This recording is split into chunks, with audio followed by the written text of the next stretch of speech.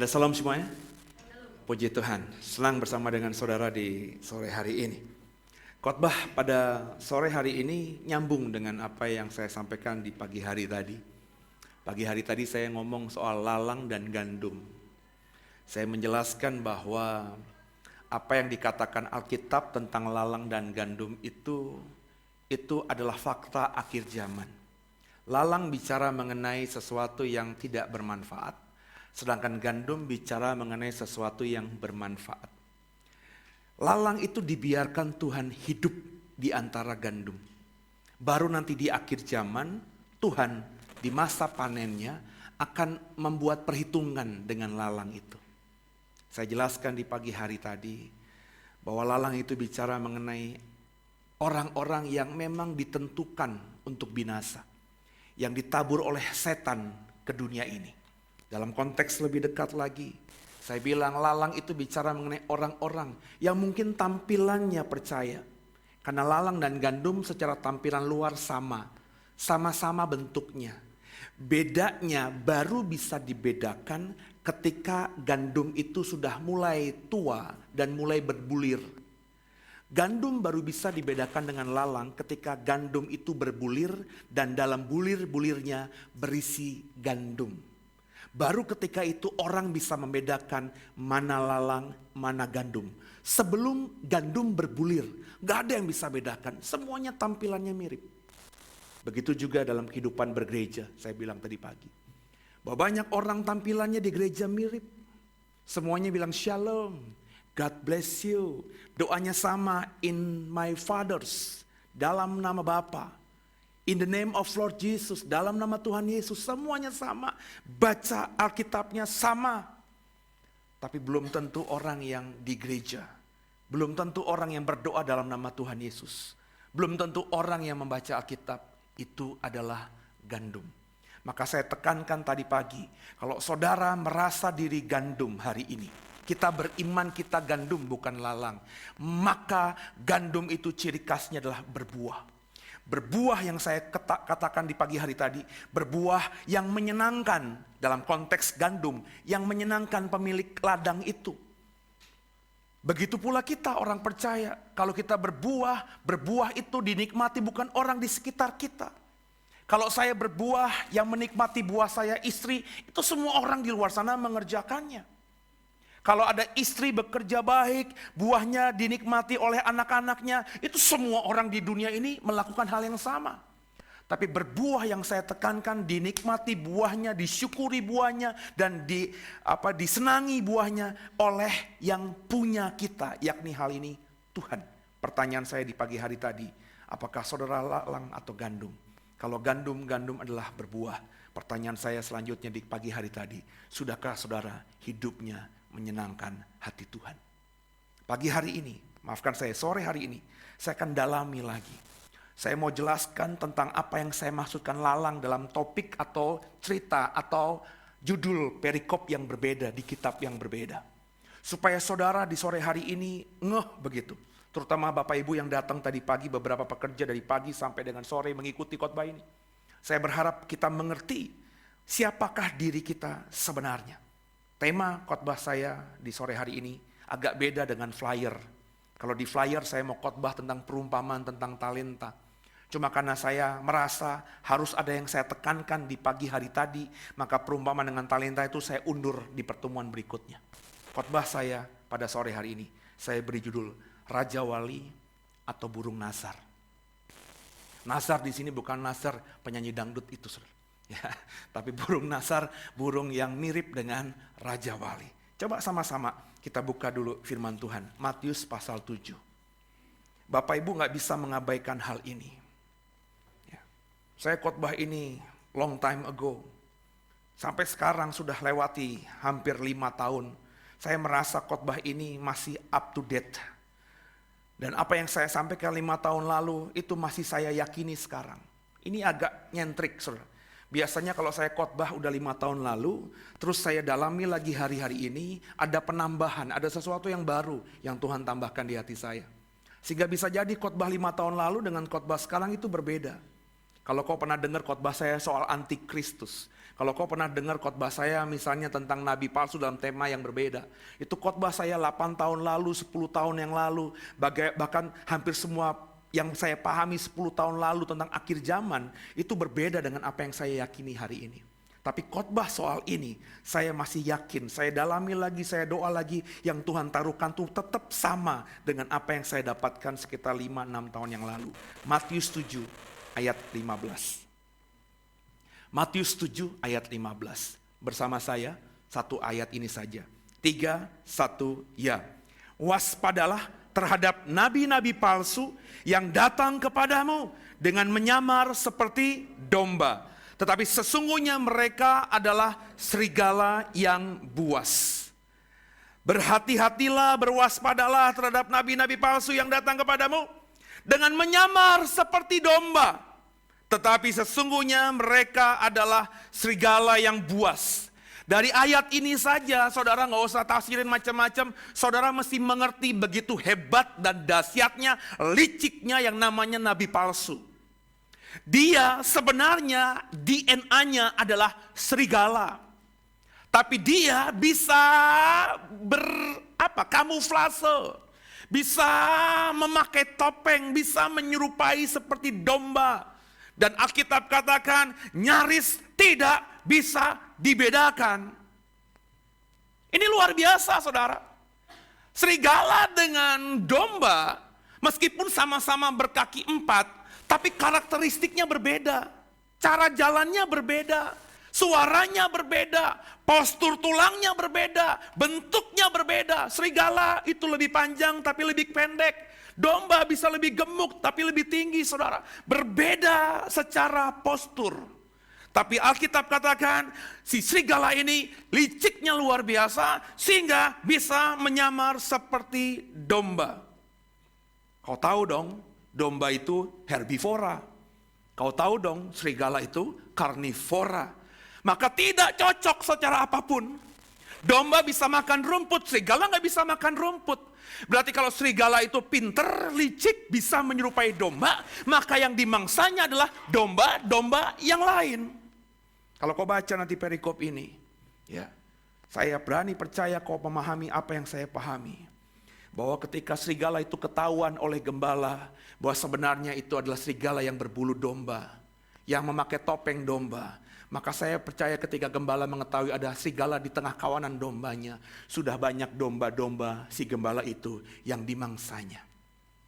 Kekasih Tuhan, nabi palsu itu seperti itu. Nabi palsu itu bukan orang di luar sana. Nabi palsu bukan orang yang tidak ada di gereja. Sering sekali saya tanya sama orang Kristen awam, nabi palsu siapa? Dia sebutkan Nabi M itu loh, yang ada di luar sana, yang diidolakan, dikagumi oleh orang yang beragama lain. Saya bilang, bukan. Loh tapi kan dia nabi Pak, ngaku-ngaku nabi Pak. Oh iya, tapi tidak diukur di Alkitab kita. Gak pernah disebutkan orang itu di Alkitab kita. Jadi kalau ada orang di luar Alkitab, ada orang di luar kita, luar kalangan orang percaya, mengaku diri jadi nabi A, B, C, D, E, F, G, silahkan saja. Mereka berhak kok menyandang nabi kalau mereka mengimani hal itu. Tapi nabi palsu di perjanjian lama tuh nabi palsu di perjanjian baru lebih ditekankan pada guru-guru palsu, pengajar-pengajar palsu. Itu bicara tentang orang-orang yang berdiri di mimbarnya Tuhan. Seperti antikristus yang saya pernah khotbahkan, itu sama dengan nabi palsu. Saya berani yakin, saya yakin-yakinnya bukan berasal dari luar Kristen, tapi berasal dari kalangan kita sendiri. Nabi palsu itu berbahaya. Serigala tapi berbulu domba. Maksudnya tampilannya seperti domba. Ngomongnya seperti domba. Tapi sebenarnya serigala yang siap menyantap saudara, domba-dombanya Tuhan. Nah, untuk itu, mari siapkan hati kita. Coba kita dalami tentang nabi palsu ini. Supaya saudara juga menjadi, dikontekskan hubungan khotbah saya pagi tadi, kau menjadi gandum yang benar. Kau sadar kau bukan lalang. Dalam konteks hari ini, kau sadar siapa dirimu. Apakah kita memang pengikut nabi palsu, atau kita memang benar-benar pengikut Tuhan yang sejati. Mari siapkan hati kita. Kita buka Matius 24 ayat 28. Saya mendapatkan rema tentang ayat ini dari seorang hamba Tuhan, teman saya di gereja yang lama. Dia mengkhotbahkan ayat ini, kemudian menghubungkannya dengan apa yang dia imani. Tergelitik hati saya, saudara. Terus saya mencari tahu, doa sama Tuhan, apa sebenarnya ayat ini berbicara, Tuhan. Terus Tuhan taruhkan hal ini kepada saya bagikan kepada saudara. Matius 24 ayat 28. 3, 1, ya. Di mana ada bangkai, di situ burung nazar berkerumun. Saya ulangi lagi, saudara perhatikan baik-baik kalimatnya. Bersama saya, di mana ada bangkai, di situ burung nazar berkerumun. Di mana ada bangkai, di situ burung nazar berkerumun. Beri tanda Matius 24 ayat 28. Tim multimedia juga beri tanda. Nanti kita kembali ke ayat itu. Sekarang kita buka Lukas pasal yang ke-17. Ayat ke-37.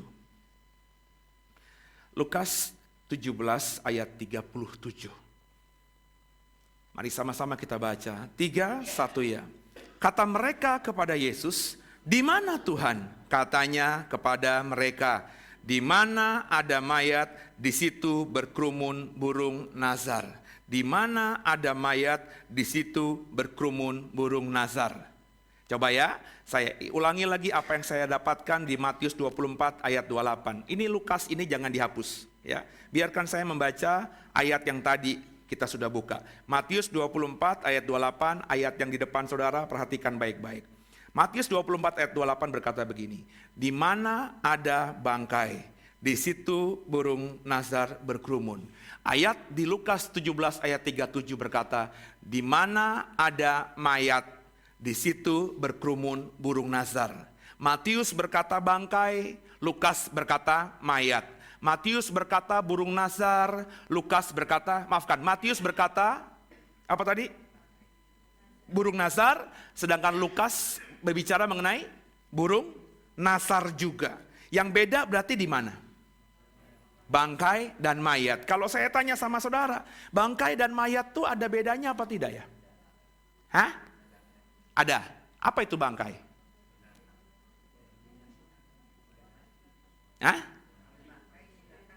Bangkai binatang yang sudah mati. Mayat apa? Hah? Manusia yang sudah mati. Jadi bedanya bangkai dan mayat apa? Hah? Sama-sama sudah mati. Bedanya apa? Saya nggak bilang samanya apa. Hah? Hah? Bangkai sudah busuk, udah lama. Oh, lebih panjang lagi nanti urusannya nih.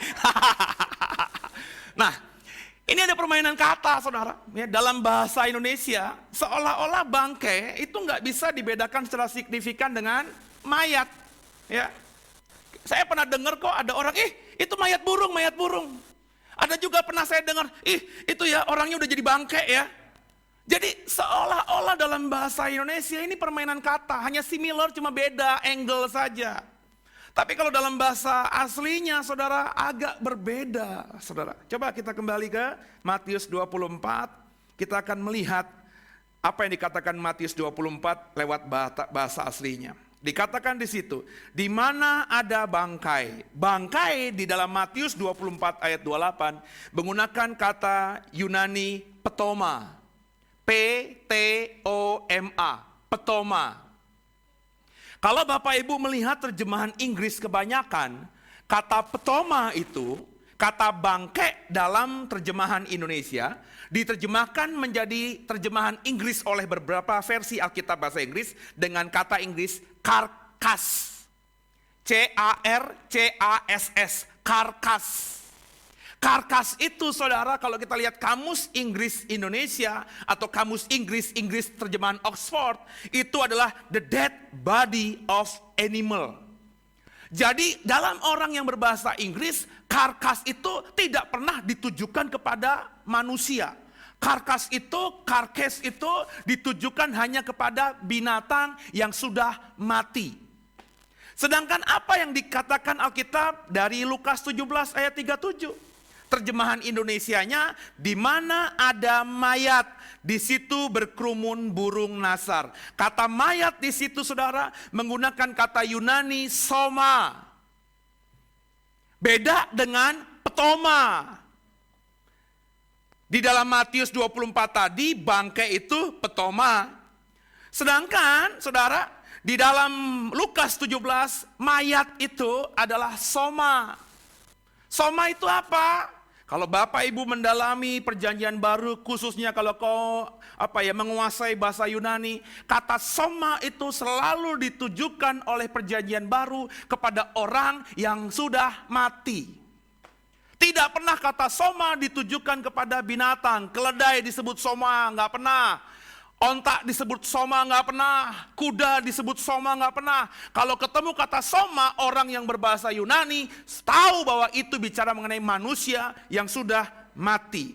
Kekasih Tuhan, biji mata Tuhan. Jadi dari kata bangkai dan mayat ini dalam bahasa Yunaninya berbeda. Menariknya saudara, kata burung nasar yang dalam Matius 24 ayat 28 tertulis burung nasar, kemudian di Lukas 17 ayat 37 itu juga diterjemahkan LAI burung nasar, memang sama-sama diambil dari kata dasar Yunani aitoi, aitos. Aitoi atau aitos itu saudara, itu sebenarnya lebih tepat diterjemahkan kepada keluarga burung elang. Jadi saudara, oleh Lembaga Alkitab Indonesia yang menerjemahkan ini, kata aitos itu, aitoi itu, yang sebenarnya harafiahnya adalah keluarga burung elang, diterjemahkan oleh LAI sebagai burung nasar. Kenapa? Karena LAI mungkin berpikir, dari keluarga burung elang, yang makanannya adalah bangkai atau mayat, yakni burung nasar. Tapi kalau Bapak Ibu nanti mengikuti khotbah saya ini, bagi saya ada salah penerjemahan oleh LAI.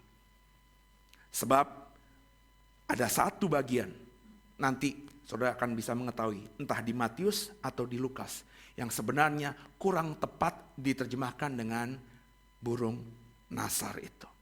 Coba kita siapkan hati kita, ya. Lebih lagi kita mendalami Matius 24.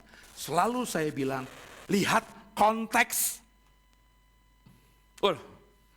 Saya pernah berdebat cukup panjang lebar, sudah pernah saya singgung dalam mimbar ini. Ada orang yang baru belajar teologi, mungkin lagi in begitu, dan juga mungkin dia akan lebih baru belajar teologianya, buku-buku teologi yang dibaca, buku-buku yang sekarang ini kekinian. Sedangkan saya kan belajar teologi sudah 10 tahun yang lalu, saudara. Buku-bukunya sudah banyak ketinggalan zaman. Dia berkata cara saya dalam menafsirkan Alkitab itu tidak lagi kontekstual, tidak lagi sesuai dengan ilmu tafsir kekinian, katanya begitu. Tapi saya minta jelaskan yang kekinian tuh bagaimana, ya. Terus dia jabarkan, dia kirim artikelnya, dia kirim materinya. Saya bilang sebenarnya sama saja, cuman pakai bahasa sekarang tuh bahasa-bahasa yang lebih keren begitulah. Tapi intinya sama. Dan saya dalam bahasa yang sederhana, saya selalu berkata kalau membaca Alkitab, menafsir Alkitab harus lihat konteks, dan konteks. Matius 24 ayat 28 bicara mengenai di mana ada bangkai, di situ burung nasar berkerumun. Konteksnya apa? Konteksnya ayat-ayat di atasnya. Ayat di atasnya bicara apa? Coba kita lihat ayat yang ke-23. Siapkan kemudian ayat 26. Bersama-sama saya kita baca Matius 24 ayat 23, lalu 26 ayat 23. 3, 1 ya. Pada waktu itu, jika orang berkata kepada kamu, lihat Mesias ada di sini, atau Mesias ada di sana, jangan kamu percaya. Kemudian ayat 26, sama-sama kita baca, 3, 1 ya. Jadi, apabila orang berkata kepadamu, lihat ia ada di padang gurun, janganlah kamu pergi ke situ. Atau lihat ia ada dalam bilik, janganlah kamu percaya. Baik ayat 23, ayat 24, ada orang. Siapa orangnya? Tidak dijelaskan. Yang berkata, di situ ada Mesias, lihat ia ada di padang gurun. Tapi penekanan kalimat akhirnya, jangan kamu percaya. Ini perikopnya ngomong apa? Kalau kau lihat Alkitab saudara, Matius 24 ayat 15 judul perikopnya adalah siksaan yang berat dan Mesias palsu. Di ayat 23, lihat Mesias ada di sana. Kalau Bapak Ibu pernah dengar khotbah saya soal akhir zaman, orang yang membuat dunia ini percaya kepada antikristus itu siapa? Halo? Di akhir zaman dalam Wahyu 13, semua orang akan diberi tanda di dahi dan di tangan kanannya, tanda antikristus itu. Siapa yang memberi tanda di dahi dan di tangan kanan semua orang yang mengikut antikristus di Wahyu 13? Nabi palsu, saudara. Jadi kalau saudara menghubungkan dengan ayat 23, 26 yang berkata, lihat Mesias ada di sana. Ini kan bukan Mesiasnya Yesus, saudara, tapi orang yang menyerupai Mesias. Sebab kalau Mesiasnya Yesus, maka tidak ada kalimat jangan kamu percaya, benar gak? Kalau itu Mesiasnya Yesus, lihat ia ada di padang gurun dan itu Yesus, maka kalimat dalam Matius 24 ini, percayalah akan hal itu. Tapi kalimatnya jangan kamu percaya. Berarti Mesiasnya tuh Mesias palsu. Mesias palsu itu adalah antikristus.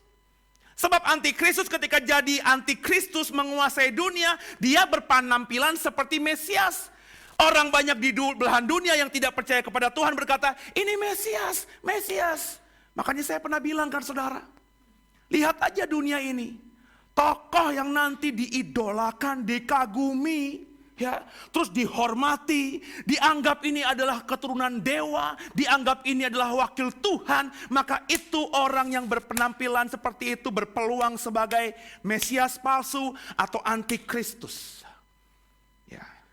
Hitler antikristus bukan? Bukan. Bahkan oleh para pengikutnya dalam buku sejarah saya tidak pernah ketemu orang-orang Jerman itu mengidolakan Hitler atau menganggap Hitler sebagai Mesias. Terlebih orang di luar yang punya ras Jerman, ras Arya di luar itu, nggak ada yang mengidolakan Hitler. Hitler bukan termasuk. Hari-hari ini saya pernah bilang kan saudara, beberapa tahun yang lalu, 4 tahun yang lalu sebelum orang ini jadi penguasa, sekarang sudah jadi penguasa. Ya. Bapak Ibu tahu dataran tinggi Golan di Israel? Itu beberapa waktu yang lalu, Benyamin Netanyahu, Perdana Menteri Israel yang berkuasa, itu merubah nama dataran tinggi Golan menjadi dataran tinggi Trump. Kalau Bapak Ibu membaca dalam berita-berita di Alkitab, di koran-koran maafkan saya, itu oleh banyak kelompok Yahudi, orang ini dianggap sebagai Mesias. Tapi pertanyaannya apakah dia adalah antikristus itu? Nanti dulu. Kalau kau sudah pernah dengarkan khotbah saya soal Gog dan Magog, antikristus itu ciri khasnya akan menempatkan pemerintahannya di kotanya Tuhan, kota Daud yakni Yerusalem. Kemudian akan mendirikan, menjadi Mesias bagi orang Yahudi, mendirikan bait Allah bagi Yahudi. Dan ketika dia bangun bait Allah, tidak ada peperangan, ada masa kedamaian. Hal itu nggak mungkin terjadi hari ini. Sebab di Yerusalem yang tempat di mana akan dibangun bait suci itu ada tempat yang namanya tempat ibadah ketiga orang yang beragama di seberang itu, saudara. Kalau hari ini dibangun, saudara, maka akan terjadi perang besar. Tapi nanti ketika bait Allah dibangun di sekitar tempat ibadah ketiga terbesar agama lain itu, saudara, saya berani berkata, tidak akan ada peperangan. Kok bisa begitu? Saya yakin begitu. Kenapa? Yang saya baca yang namanya antikristus itu akan muncul sebagai Mesias. Mesias itu apa? Yang diurapi. Maksudnya apa? Pembawa damai. Maka nanti akan ada damai terjadi antara dunia Arab dengan Israel. Hal yang belum pernah terjadi hari ini. Kalau kau baca hari ini di koran, bahkan lagi tembak-tembakan di luar sana, saudara. Nah, kekasih Tuhan, biji mata Tuhan. Jadi bicara kembali pada konteks. Matius 24 itu bicara mengenai nabi palsu. Di ayat 28 saya ulangi lagi, saya baca lagi. Di mana ada bangkai, di situ burung nasar berkerumun. Perikopnya ngomongin nabi palsu. Yang dimaksudkan nabi palsu di ayat 28 siapanya? Bangkainya kah atau burung nasar kah? Kalau bagi saya bangkai. Karena yang menjadi subjek di ayat 28 bukan burung nasarnya. Yang menjadi subjek di ayat 28 adalah bangkainya. Di mana ada bangkai, maka burung nasar akan berkerumun. Bangkai itu magnet, bangkai itu daya tarik, pemikat, sehingga burung nasar itu mengerumuni dan menikmati bangkai itu. Kekasih Tuhan, biji mata Tuhan.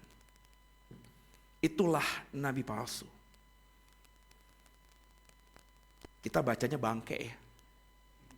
Kita bacanya petoma dalam bahasa Yunani. Bahasa Inggris ngomongnya karkas. Bagi kita itu nggak enak. Tapi bagi burung nazar itu lebih nikmat daripada Pak Bimo. Kalau ngomongin sekarang Pak Bimo lemaknya banyak. Dagingnya banyak. Tapi kalau ada Pak Bimo yang gemuk, lemaknya banyak di sini dan di situ ada bangkai binatang, burung nasar ada di sini, maka saya berani jamin burung nasar itu akan mengerumuni bangkai ini. Kita yang hidup nggak suka bangkai, bangkai itu bau, mati pula. Siapa yang mau makan binatang yang sudah mati? Kecuali saudara ya lapar sekali atau tidak ada pilihan. Tapi kalau ada pilihan kan kita memilih binatang, kita sembelih, nggak lama kita makan, benar nggak? Tapi kalau bicara mengenai petoma, bicara mengenai karkas, itu adalah matinya binatang yang sudah lama, menimbulkan bau, sudah bengkak, sudah busuk. Itulah kesukaan dari burung nasar. Nah kekasih Tuhan, burung nasar itu siapa? Aetos itu siapa? Menarik di sini saudara, menarik di sini. Coba sebelum kita ngomongin siapa itu Aetos, siapa itu burung nasar, kita dalami dulu nabi palsu ini. Kita buka 2 Petrus, pasal yang kedua. 2 Petrus 2 ayat yang ke-17.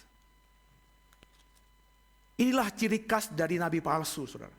2 Petrus 2 ayat 17. Kita baca bersama-sama ya. Nabi palsu itu dengan guru palsu, pengajar-pengajar palsu, penyesat-penyesat itu sama, similar. Di perjanjian lama bahasanya nabi palsu, di perjanjian baru bicaranya mengenai guru-guru palsu, penyesat-penyesat, ya. Tapi sama. Ini orang-orang yang menyesatkan umatnya Tuhan. Jadi objek mereka adalah umatnya Tuhan. Nabi palsu tidak pernah menyesatkan orang di luar umatnya Tuhan. Sebelum saya bahas ini mumpung lagi ingat. Kau pernah nggak dengar khotbah saya atau pernah nggak baca? Ada satu masa di mana Nabi Elia berperang dengan nabi-nabi Baal. Itu bicara mengenai mereka sedang berusaha mendatangkan api dari korban bakaran yang disiram oleh air. Nabi-nabi Baal itu mengelilingi korban itu sambil dia berdoa kepada Baal mereka. Ya Baal, kasihini aku. Ya Baal, turunkan api. Begitulah ceritanya. Tapi api tidak turun. Elia cuma berdoa kepada Tuhan. Elia adalah nabinya Tuhan. Nabi benar. Elia berdoa, api menyambar korban bakaran yang disiram air itu sehingga habis terbakar. Mujizat terjadi. Nabi-nabi Baal akhirnya dibunuh semuanya oleh Elia.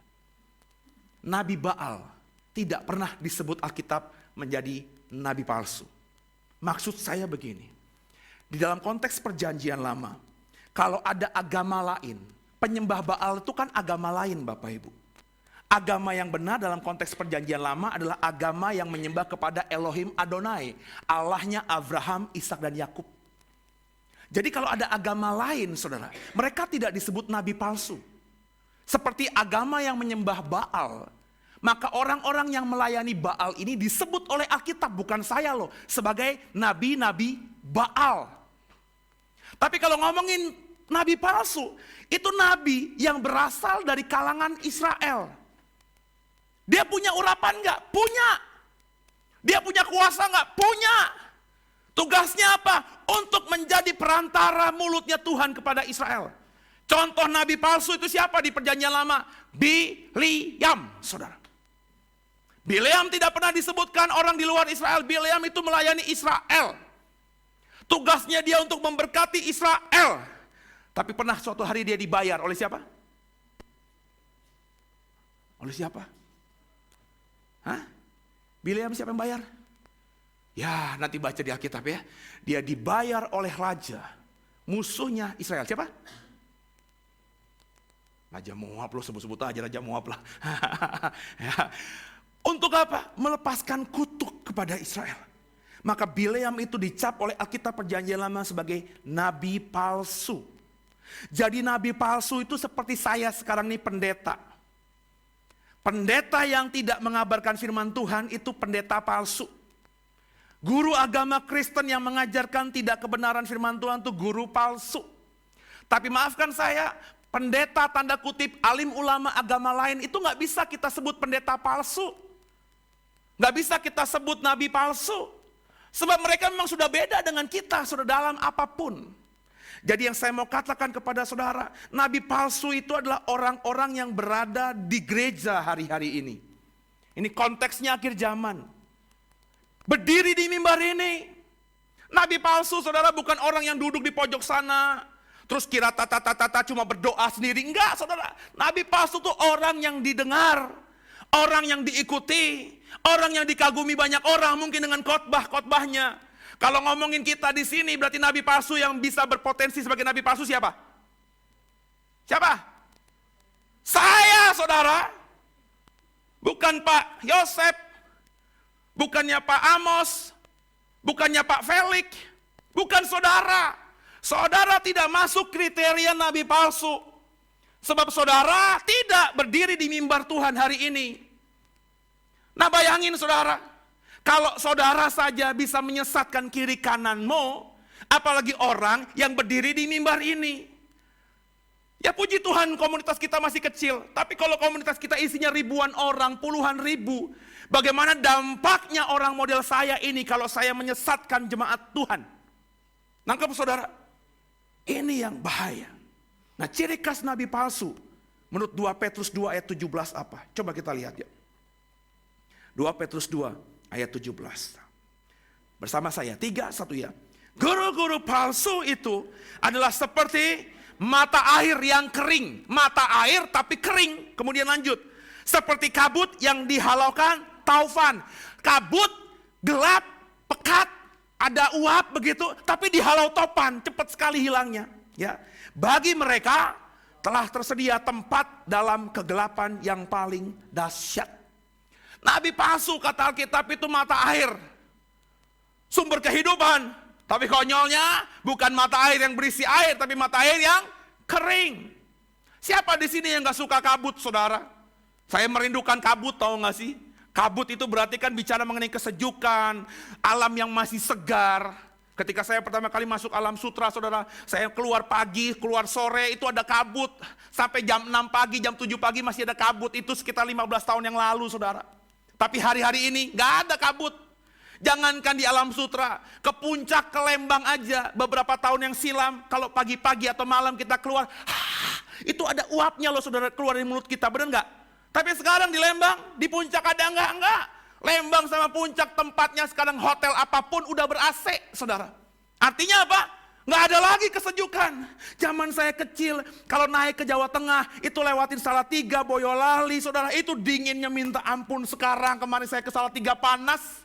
Saya orang Jawa Timur, di Kediri, kalau mau dingin itu naik ke Malang. Kalau Malang kurang dingin naik lagi ke Batu, itu dingin menggigil. Tapi sekarang, coba ada gak hotel di Batu yang tidak ber-AC? Nggak ada saudara. Semuanya ber-AC. Dan memang tidak ada lagi kabut. Kalaupun ada, sangat-sangat jarang. Tapi kata Alkitab, nabi palsu itu seperti kabut yang diinginkan manusia. Tapi kabut itu ditiup oleh taufan. Kalau ditiup sama saya, hilangnya lama. Tapi kalau ditiup sama topan, saudara, hilang langsung lenyap. Itulah nabi palsu. Bagi mereka, kata Alkitab, tersedia tempat yang paling gelap. Tempat yang paling dahsyat kegelapannya. Lanjut, siapa itu nabi palsu? 1 Yohanes pasal 4. 1 Yohanes pasal 4 ayat yang kelima. Lebih spesifik lagi tentang nabi palsu itu. Mereka tampaknya seperti mata air. Orang datang berbondong-bondong, merindukan kehidupan, merindukan air. Ternyata mata airnya kering. Ini lebih dalam lagi. 1 Yohanes 4 ayat 5. Siapa nabi palsu itu? 3, 1 ya. Mereka berasal dari dunia. Sebab itu mereka berbicara tentang hal-hal duniawi. Dan dunia, ini ukurannya. Nabi palsu, guru palsu, pengajar palsu, pendeta palsu, serigala berbulu domba adalah orang-orang yang berdiri di mimbar Tuhan. Tapi ketika bicara, bukan tidak bicara Alkitab, mereka bicara Alkitab, saudara. Coba bayangin kalau ada nabi palsu berdiri di sini, terus bilangnya begini, mari saudara-saudara kita buka surat Al-Baqarah gitu. Kira-kira kau masih mau dengar gak? Ulang itu yang dibaca surat Al-Baqarah. Yuk Bapak Ibu kita buka Tripitaka pasal 5. Lu kabur semuanya. Yang dibuka nabi palsu adalah apa? Alkitab juga. Alkitab palsu ya? Mana ada Alkitab palsu sih? Alkitab yang sama, saudara. Tapi yang ditekankan adalah apa? Hal-hal yang bersifat duniawi. Kenapa begitu? Karena Alkitab yang ngomong di ayat yang sama, nabi palsu itu berasal dari dunia. Bapak Ibu dan saya itu berasal dari mana? Dari atas, from above. Kau akan kembali ke sana, kita di dunia ini warga negara Indonesia, tapi itu hanya warga negara biasa. Gak penting banget. Sejatinya Bapak Ibu dan saya itu kata Alkitab loh, bukan kata Seno ini loh. Kau dan saya adalah warga negara sorga. Nabi palsu gak berasal dari atas. Nabi palsu berasal dari dunia. Maka ketika dia melayani Tuhan untuk memangsa, mereka pakai bulu domba supaya menutupi serigala mereka. Mereka yang dibicarakan hanya hal-hal yang bersifat duniawi. Yang udah 5 tahun bersama saya di sini, ada nggak ciri khas itu pada saya? Ngomongin dunia gitu. Saudara, kalau kau mau hidup diberkati Tuhan punya villa, yuk datang ibadah bersama saya hari Selasa. Kalau kau ingin kaya raya, simpananmu di bank bisa berpuluh-puluh M, yuk ikut doa puasa dengan saya. Kalau ada orang begitu di mimbar The Way, bukan saudara yang ngusir, bukan Tuhan, saya yang ngusir orang itu. Bukan tidak boleh kita bicarakan mengenai hal-hal duniawi. Tapi kalau kau sudah baca Alkitab, Alkitab ini gak pernah ngomongin hal-hal duniawi. Penekanannya bukan hal-hal duniawi. Sebab meskipun kita hidup di dunia, kau hanya bisa menikmati dunia cuma 70 tahun, 80 tahun. Umur berapa Pak Felix? 34, bentar lagi. Pak Yosep lebih bentar lagi Pak. Pak Eko, bentar lagi Pak Eko.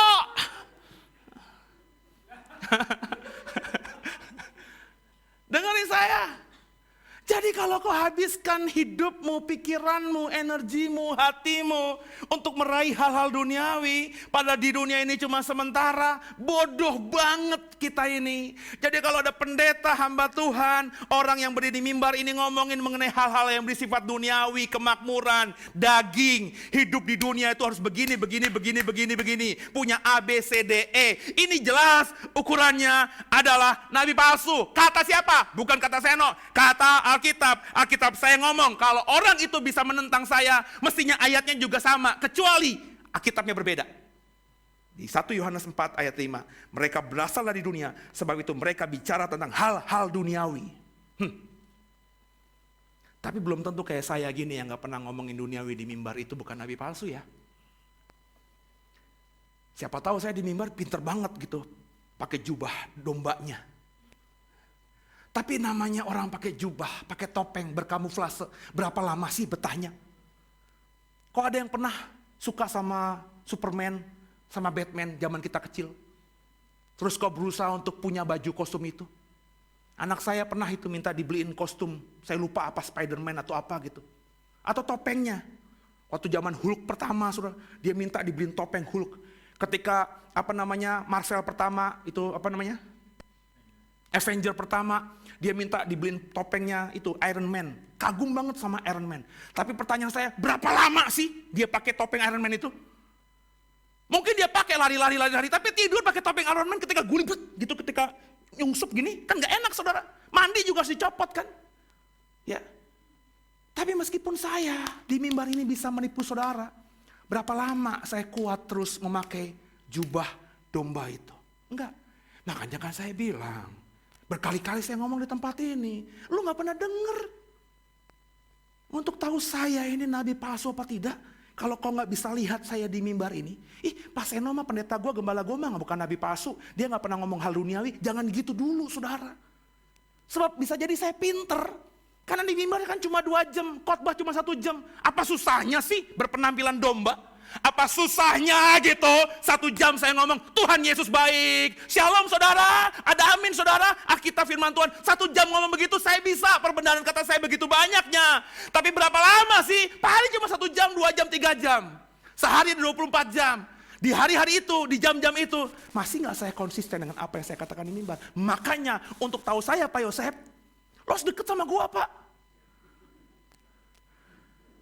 Untuk bisa tahu saya siapa Pak, ajak gue makan sering Pak. Oh dengerin gue. Orang tuh kalau di meja makan Pak, bisa lupa segalanya loh Pak. Apalagi kalau makannya aduh babi hong ya, babi putar. Di mimbar mana mungkin gue bedahak sih, bener gak? Andai kata gue pengen bedahak juga gue tutup mulutnya. Gitu kan. Tapi kalau udah begitu, sorry ya Pak Yosef ya. Jadi saya seperti apa adanya. Maka kalau nabi palsu, kalau sudah dekat dengan dia, omongan sehari-harinya tuh begitu. Uang, uang, apa yang dicari orang uang. Apa yang dicari orang uang. Apa yang dicari orang pagi, siang, petang, malam. Uang, uang, uang. Bukan Tuhan Yesus. Uang aja. Coba yang udah dekat sama saya bertahun-tahun ini. Lo bisa gak nemukan itu dalam diri saya? Apakah saya itu uang, uang, uang, semuanya demi uang, uang, uang. Ukuran saya ngomong itu kemewahan, kemewahan, kemewahan. Kok gak mungkin bisa ketemu itu dari saya? Bukan saya sombong, sebab saya berani yakin saya bukan dari dunia, gue dari atas. Tapi banyak orang itu bisa terhisap, tertipu oleh namanya nabi palsu ini. Makanya kalau khotbah-khotbah kayak gini kan gak banyak yang suka. Tapi coba, ibadah minggu raya, pelepasan resesi ekonomi. Bagi saudara yang sudah terhimpit, punya beban berat, letih lesu. Berbeban berat, letih lesu, apa lagi itu kalimat itu. Ya. Air mata sudah tidak ada lagi karena sudah habis. Ya. Datanglah ke ibadah ini. Maka kau akan dilawat oleh Tuhan. Hambanya ini punya karunia, bukan saja menyembuhkan yang sakit, tapi ribuan mayat di Pondok Rangon bisa bangkit kembali. Waduh, kalau ngomongin begitu saudara, wah yakin nih bangku ini gak bisa cukup pakai kartu kita ngantri. Ya.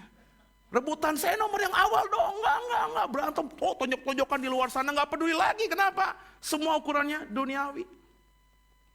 Saya nggak menganggap atau menilai orang-orang di sana ya, itu nabi palsu ya. Tapi Alkitab saya ngomong begitu loh. Kau sendiri nanti yang silakan menilai. Maka berhati-hatilah dengan nabi palsu. Itu soal nabi palsu. Itu soal Matius 24. Bagaimana dengan Lukas 17 ayat 37? Coba kembali ke Lukas 17 ayat 37. Kita kembali lagi lihat konteksnya. Ya. Konteksnya apa? Konteksnya ayat di atas dari ayat 37. Coba kita lihat ayat yang ke-20-nya. Yuk, kita baca dulu ayat 20 bersama saya. 3, 1 ya. Atas pertanyaan orang-orang Farisi, apabila kerajaan Allah akan datang, Yesus menjawab katanya, kerajaan Allah datang tanpa tanda-tanda lahiriah. Kerajaan Allah datang tanpa tanda-tanda lahiriah. Makanya heran orang-orang kok nyari kerajaan Allah dengan tanda-tanda lahiriah. Seolah-olah kalau bisa ngelakuin mujizat, kerajaan Allah bertolak belakang dengan pengajaran Yesus. Lanjut lagi, yuk konteksnya ayat 21. 3, 1 ya. Juga orang tidak dapat mengatakan, lihat ia ada di sini atau ia ada di sana. Sebab sesungguhnya kerajaan Allah ada di antara kamu. Lanjut lagi, ayat yang keberapa nih? Ayat yang ke-37 tadi. Kata mereka kepada Yesus, di mana Tuhan? Di mana? Apa yang dikatakan oleh orang-orang ini kepada Yesus? Di mana itu? Lu tadi ngikutin gua gak sih? ayat 20, ayat 21, tadi ngomongin apa? Kerajaan Allah, Basileia Uranos. Di ayat 37 mereka bertanya, di mana Tuhan? Apa yang di mananya? Tadi loh, kerajaan Allah tuh di mana Tuhan? Konteksnya itu Bapak Ibu. Sebab ayat-ayat di atas Tuhan sedang ngomong kerajaan Allah. Di ayat 37, di mana itu? Di mana kerajaan Allah itu Tuhan? Lalu kata Yesus begini, di mana ada mayat, di situ berkerumun burung nasar. Mayat itu bicara mengenai soma tadi. Soma itu apa Bapak Ibu? Coba yuk kita lihat apa kata Alkitab soal soma. Yakobus 2 ayat yang ke-26. Surat Yakobus pasal 2 ayat yang ke-26. Mari sama-sama kita baca. Yakobus 2 ayat 26. 3, 1 ya. Sebab seperti tubuh tanpa roh adalah mati, demikian juga iman tanpa perbuatan adalah mati. Perhatikan baik-baik. Tubuh tanpa roh adalah mati. Jadi jelas soma di sini bicara mengenai tubuh manusia. Sebab kata tubuh di sini menggunakan kata soma. Yang punya roh itu siapa? Bukan binatang. Yang punya roh itu siapa? Bukan tumbuhan. Yang punya roh itu Alkitab katakan adalah manusia. Jadi soma yang diterjemahkan tubuh di sini adalah bicara mengenai tubuh manusia. Tubuh manusia kalau sudah mati maka tanpa roh. Apa itu soma? Matius 10 ayat 28. Coba kita lihat lagi yuk. Matius 10 ayat yang ke-28. Matius 10 ayat 28. Kembali saya tekankan hal ini untuk mengetahui apa itu soma. Matius 10 ayat 28 bersama saya. 3, 1 ya. Dan janganlah kamu takut kepada mereka yang dapat membunuh soma, membunuh tubuh, tapi yang tidak berkuasa membunuh jiwa. Takutlah terutama kepada Dia yang berkuasa membinasakan baik jiwa maupun tubuh di dalam neraka. Nah saudara, kata tubuh di situ menggunakan kata Yunani soma. Siapa yang terdiri dari tubuh, jiwa, dan roh? Alkitab katakan manusia. Jadi soma itu bicara bukan bangkai binatang, soma itu bicara mengenai tubuh manusia yang sudah mati. Kalau Bapak Ibu mendalami Alkitab dengan sungguh, dalam Yohanes pasal 4, Yesuslah yang disebut soma itu. Coba kita buka yuk. Yohanes pasal 4. Ayat yang ke-10.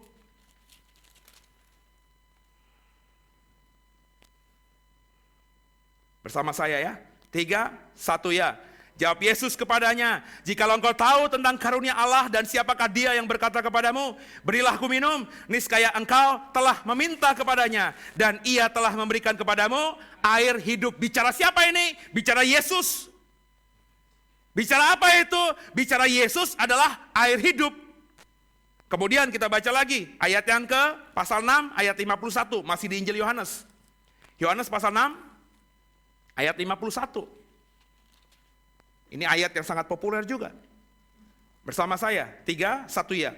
Akulah roti hidup yang telah turun dari surga. Jikalau seorang makan dari roti ini, ia akan hidup selama-lamanya. Dan roti yang kuberikan itu ialah dagingku, somaku, yang akan kuberikan untuk hidup dunia. Jadi bicara mengenai soma, dihubungkan dengan ayat-ayat dalam Yohanes yang saya buka tadi. Soma, itu bukan bicara mengenai tubuh manusia yang sudah mati biasa. Kalau kita membangun teologi kita di Perjanjian Baru, ketika kita ketemu kata soma di situ, itu merujuk pada tubuh kematian Yesus. Yang kalau Bapak Ibu imani, kau makan tubuhnya, maka itu jadi roti hidup. Yang kalau kau imani minum darahnya, itu akan menjadi air hidup. Kekasih Tuhan, soma bicara mengenai Yesus. Jadi kalau Bapak Ibu sudah punya persepsi ini, maka kalau dihubungkan dengan tadi, Lukas ke-17 ayat 37. Ketika murid-murid Tuhan berkata, di mana kerajaan Allah itu Tuhan? Maka Tuhan berkata begini, di mana ada soma, di mana ada mayat, di mana ada Yesus. Yesusnya bukan Yesus pemain bola. Yesusnya yang mati, dan hidup kembali. Oke? Yesusmu dan Yesusku. Di situ berkerumun burung nasar. Pertanyaannya, burung nasar itu apa kalau gitu? Saya bilang tadi burung nasar itu menggunakan kata Yunani aitos. Kalau di Matius 24 tadi, di mana ada bangkai, di situ burung nasar berkerumun. Terjemahan LAI, burung nasar dalam Matius 24 ayat ke-28 tepat. Sebab memang burung nasar itu makannya bangkai binatang. Oke? Tapi dalam konteks Lukas 17 ayat 37, terjemahan LAI burung nasar itu nggak tepat. Sebab kata soma yang diterjemahkan mayat itu pun nggak tepat. Ya. Sebab soma kalau kita ngomong teologi perjanjian baru, soma itu bicara bukan sekedar mayat manusia, orang yang hidup kemudian mati, bukan itu. Tapi soma di perjanjian baru lebih ditekankan pada tubuh Yesus yang sudah mati itu.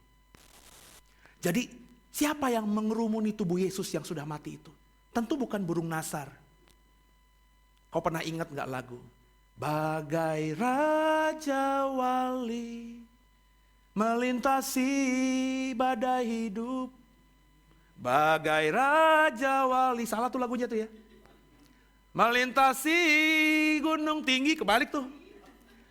Kau dibawa ke pak sayapmu. Saudara, siapa yang disebut Raja Wali di dalam konteks lagu dan juga teologi Alkitab kita? Orang percaya. Raja Wali itu juga bagian dari keluarga burung elang. Maka saudara, aitos itu sebenarnya adalah keluarga burung elang. Kalau Bapak Ibu mendalami dunia perburungan, ini kan gak ada yang suka burung di sini kan ya. Dunia perburungan, burung elang itu adalah nama marga, saudara. Nama suku, maafkan saya. Terus di antara suku itu ada marga-marganya. Jadi ada burung elang, itu ada ya marganya burung nasar. Ada marganya Raja Wali. Ya. Terus juga elang itu juga macam-macam. Ada elang bondol, benar ya? Ada elang Jawa, benar ya? Coba Bapak Ibu, ada Garuda yang lambang Indonesia itu masuk dalam keluarga burung elang, saudara. Dan meskipun itu keluarga burung elang, tapi hakikatnya berbeda. Burung nasar itu hakikatnya makan bangkai. Tapi kalau Raja Wali, pernah Ibu Bapak Ibu lihat di National Geography atau di Flora dan Fauna di TV-TV itu, burung Raja Wali makan bangkai binatang? Nggak pernah. Burung Raja Wali itu kalau kau pelihara Raja Wali, itu nggak akan makan bangkai binatang di depan matanya, dia lapar dia nggak akan makan. Burung Raja Wali itu hakikatnya suka dengan yang hidup, Bapak Ibu. Fresh. Bukan fresh from the oven, fresh benar-benar. Kalau fresh from the oven udah mati, udah dikasih bumbu lagi. Ya. Tapi benar-benar hidup. Makanya kita lihat kan dalam film-film kan Raja Wali itu bisa terbang tinggi, terus tiba-tiba bisa menukik di sungai, tiba-tiba dia ngambil ikan mati apa ikan hidup tuh? Ikan lagi arisan, saudara. Lagi ngomong-ngomong gitu kan, dia kan gak bisa lihat ke atas, tiba-tiba krak aja mati. Bahkan ketika kita membaca di koran-koran, saudara, ada banyak ikan-ikan mati karena limbah dan lain sebagainya. Dimakan gak sama Raja Wali? Enggak, saudara. Kalaupun ada burung elang yang makan bangkai binatang atau bangkai ikan, itu adalah burung nasar. Raja Wali kita pernah lihat juga, ada kelinci lagi di padang rumput, itu diterkam begitu rupa. Ular pun yang berbisa menakutkan. Itu bisa. Kenapa? Raja Wali matanya itu tertarik sama sesuatu yang bergerak hidup. Yesus meskipun mati, saudara, tapi gak mati kan? Kok gak ada yang amin sih? Maksud saya gak mati selamanya kan? Lo percaya Yesus mati selamanya gak?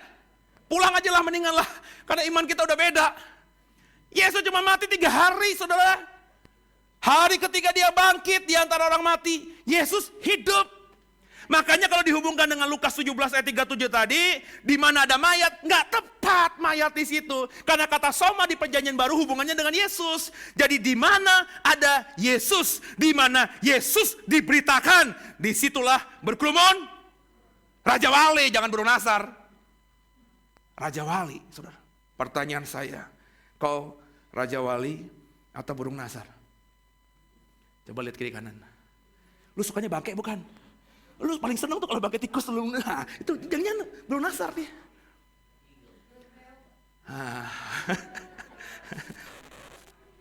Maksud saya gini loh saudara, kenapa saya ngomong tadi pagi, hari ini juga saya ulang-ulangi. Lalang, gandum, itu mirip. Baru ketahuan beda ketika si benih gandum itu baru mengeluarkan bulir. Lalang, lo kasih pupuk yang bagus gak akan mengeluarkan bulir, tetap lalang. Maka baru kelihatan bedanya. Sama. Ya, burung nasar itu sama Raja Wali, tampilannya mirip. Burungnya besar, cakarnya kuat. Kepakan sayapnya kalau dibentangkan bisa 1 meter, 2 meter, 1 sayap saja saudara. Jadi Raja Wali dewasa tuh kalau dikepakan sayapnya, dari ujung sayap kiri sampai ujung sayap kanan bisa 4-5 meter saudara. Itu makanya dia bisa menantang badai. Justru Raja Wali dan burung nasar tuh menikmati badai. Kenapa? Dengan menantang badai, dia cuma begini doang, gak perlu keluarin teringat, tenaga, gak perlu kepak-kepak begitu. Karena sayapnya lebar, dia bisa terangkat tinggi, bisa terbang tinggi. Wah, dia menikmati. Secara tampilan kasat mata sama. Baru kelihatan itu burung nasar kah? Baru kelihatan tuh Raja Wali kah? Ketika kita amati lebih dalam lagi, apa makanannya? Kalau makanannya bangke, itu pasti burung nasar. Kalau makanannya binatangnya hidup, itu pasti Raja Wali. Nah saudara lihat di kiri kananmu, kan sama semuanya. Ya gak sih? Kalau disuruh wajib gereja The Way, laki-laki perempuan harus pakai anting, gue berani yakin anting yang kau pakai anting salib semuanya. Gak akan ada yang pakai di sini anting bulan bintang, gak ada saudara. Salib semuanya. Kalau diwajibkan orang Kristen yang masuk gereja The Way harus mengucapkan 1 kata berulang-ulang. Maka saya berani yakin semuanya mengucapin shalom, shalom, shalom, shalom, shalom, shalom, shalom, shalom. Karena harus berulang-ulang. Ya kan? Baru kelihatan tuh nanti makanannya. Lu suka yang duniawi atau suka yang itu dia tadi loh. Otak lu tuh baru ketahuan ya ketika kita mulai dekat, ngobrol-ngobrol. Kalau yang diskusikan sama saya, aduh Pak, kerjaan saya Pak, uangnya kurang, gajinya kurang. Terus nanti naik gaji, aduh Pak, gaji naik sih Pak, tapi kurang. Pengen gitu ya katanya orang-orang kan kalau ikut Tuhan tuh diberkati, pengen gitu ya Pak, punya rumah sendiri, punya mobil, bisa keluar negeri Pak. Pengen banget itu punya jaket kulit kayak Pak Seno gitu Pak, keren banget Pak. Ya, tambah ganteng Pak. Lu kalau ngomongannya begitu ya saudara ya, lu berarti kok gak dia berani ngomong? Duniawi, burung nasar loh. Tapi kalau lo ngomongnya, Pak Seno, Yesus tuh gila banget ya. Dia rela mati buat kita loh. Hidup gue susah Pak. Tapi dibandingkan penderitaan Yesus, apa sih Pak artinya Pak? Ketemu gue lagi, tambah susah hidup lo. Ya. Tapi aduh Pak, gue masih bersyukur loh Pak. Ya. Kemarin ketemu bulan kemarin masih makan ayam, sekarang cuma telur doang Pak. Tapi Yesus tuh keren banget ya Pak ya. Gue masih bisa makan. Aduh Pak, Tuhan tuh dahsyat. Lu kalau ngomonginnya Yesus, Yesus, Yesus, Raja Wali lu. Jadi untuk bisa membedakan Nasar dan Raja Wali itu apa? Masalah sebenarnya saudara. Dengerin, masalah. Tapi orang Kristen mau menghadapi masalah enggak? Doanya, Tuhan jauhkan aku dari masalah hidup ini. Come on. Tuhan, buat malaikatmu berjalan di depanku agar masalah yang ada di depanku dihalau ke kiri ke kanan. Come on, masalah tuh dihadapi dong.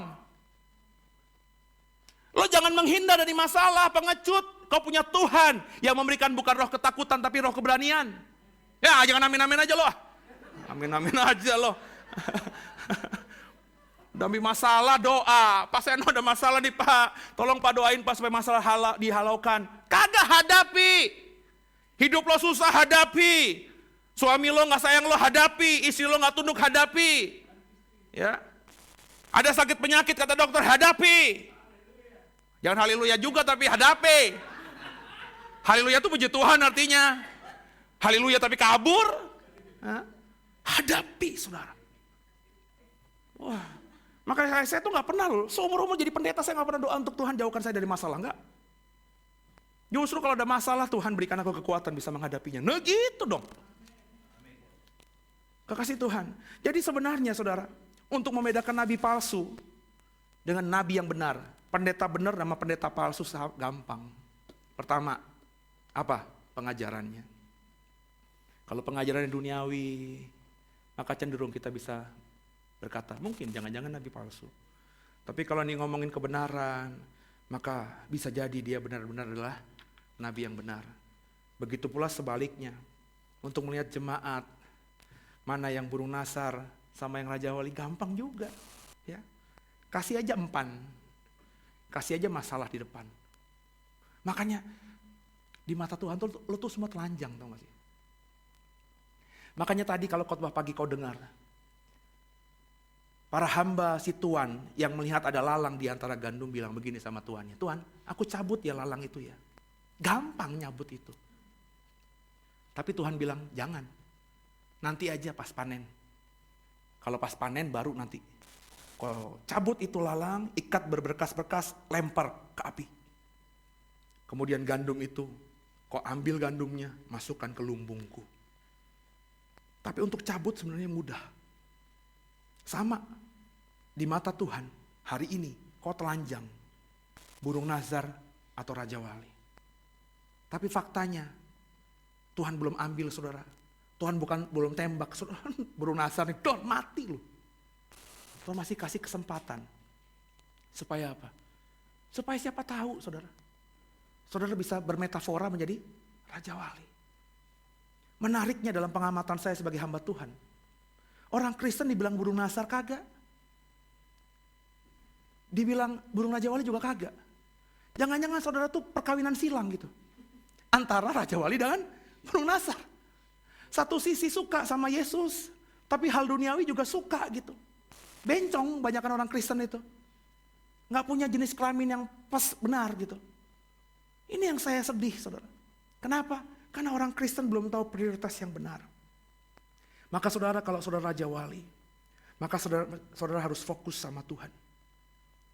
Ya. Berkat Tuhan diukur bukan dengan uang. Berkat Tuhan diukur dengan bagaimana kita menyikapi itu. Salah, jelek, baik, miskin, kaya, sikap kita. Berkat Tuhan dinilai dari bagaimana sikap kita mengimani apa yang kita hadapi. Jangan jadi orang Kristen yang hidupnya dagingnya masih kuat. Punya istri satu pak, bagus dong. Iya pak, satu di Jakarta, satu di Bandung. Sakit.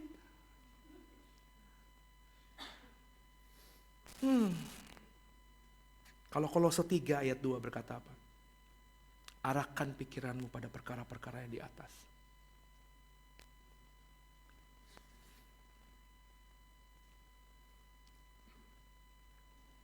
Pertanyaan saya, sudah belum?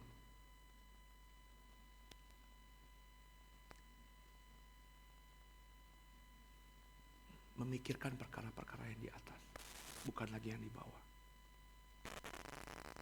Bukan berarti kita gak boleh berusaha lagi ya.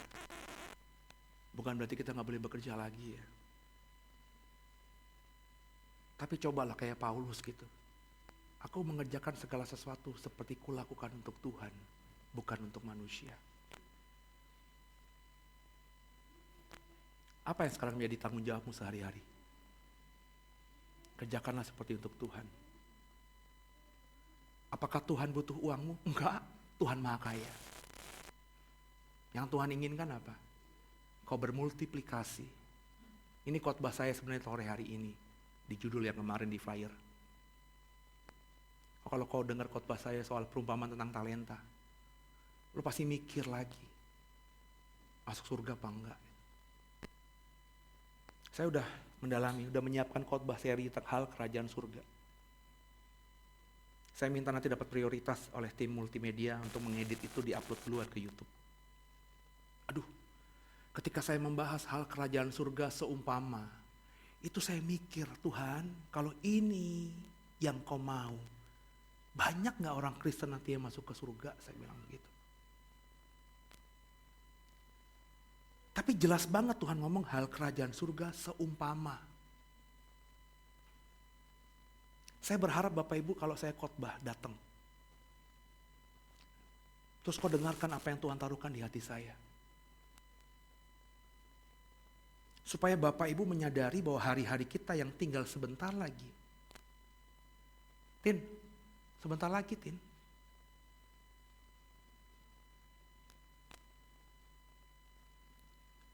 Apakah waktu kita yang sebentar lagi ini, kita bisa benar-benar usahakan untuk menyenangkan hati Tuhan?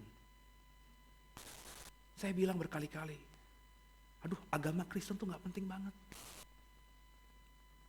Kalau penting Tuhan ketika datang ke dunia ini di umur 30 tahun, habis dia keluar dari padang gurun menang lawan pencobaan iblis, dia langsung bilang, aku mendirikan agama baru, clear.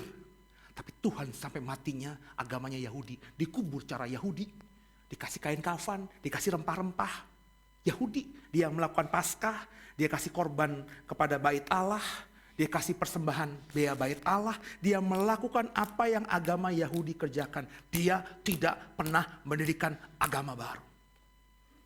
Jadi saya berkali-kali berkata, Kristen bukan agama.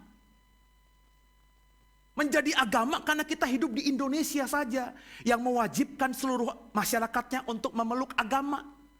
Menjadi beragama karena agama Kristen, karena Kristen sudah dijadikan agama.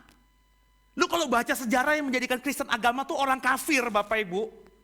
Kaisar Konstantinus, orang kafir. Kata sejarah yang berkata dia dijamah Tuhan, mengalami pertobatan. Tapi kalau saya bilang itu politik. Kalau lo suka belajar sejarah itu politik. Roma lagi di ujung tanduk saudara. Bagaimana untuk bisa membuat Roma kuat kembali. Penting untuk mengambil sikap yang bisa mengikat semua rakyat yang mulai terpecah belah. Dengan apa? Agama. Kekristenan saat itu sudah luar biasa berkembang. Diambillah peluang ini. Ketika agama Kristen jadikan agama. Itu mempererat semuanya. Akhirnya muncullah kemudian paus, tentara salib, yang akhirnya menyentuskan perang salib itu saudara. Itu kekaisaran kafir. Kalau agama itu kehendak Tuhan maka perang salib gak akan ada saudara. Orang Tuhan bilang kalau kau ditampar pipi kiri berikan pipi kanan, benar gak? Ini salib, kita dibunuh sama orang seberang sana, kita balas bunuh. Kalau perang salib itu kehendak Tuhan pasti menang. Perang salib kalah atau menang kita? Kalah. Memalukan. Pakai salib, doa lagi, dibaptis lagi, tetap aja kalah. Kenapa? Tuhan gak menghendaki hal itu. Jadi kalau kau bangga dengan agama Kristenmu salah. Tuhan ingin kau jadi Raja Wali. Di mata saya, bingung nih, semuanya aitos. No. Tapi Raja Wali atau belum nasar gue gak tahu. Tapi berharap kau introspeksi diri. Menilai dirimu apa. Kemudian ketika kita tahu bahwa kita harus seperti Raja Wali, maka sukalah soma, nikmatilah soma, nikmatilah Yesus, carilah Yesus, kejarlah Yesus, hiduplah seperti Yesus. Kalau kau hidup seperti Kristus, maka kau adalah orang yang tidak akan dilemparkan ke dalam neraka. Dengarkan saya yang terakhir kalimat saya. Kalau kau sukanya Yesus, kalau kau suka semua hal yang diajarkan Yesus, kalau kau ingin seperti Yesus, maka sehebat apapun nabi palsu berdiri di depanmu, kau tidak akan bisa disesatkan. Kalau ada nabi palsu hebat dengan kata-katanya, tapi kalau kau sukanya sama Yesus, maka di kesempatan awal kau langsung bilang, ini gak cocok. Ada pemberontakan di dalam rohmu yang keluar. Tapi kalau kau hari-hari ini masih menikmati duniawi, jangankan nabi palsu yang punya karunia berkata-kata hebat, nabi palsu kelas teri sekalipun, kau akan langsung bisa nempel sama orang model begini. Kenapa? Pada hakikatnya kau suka sama bangke. Nangkap saudara? Burung nasar itu gak peduli bangke rusa, bangke tikus got pun dia akan makan. sama seperti orang yang memang hidupnya, mikirnya duniawi terus, maka akan mudah terhisap sama orang yang berdiri di mimbar ini kalau membicarakan mengenai hal-hal duniawi, kemakmuran, daging semata. Semoga dipahami, semoga dimengerti.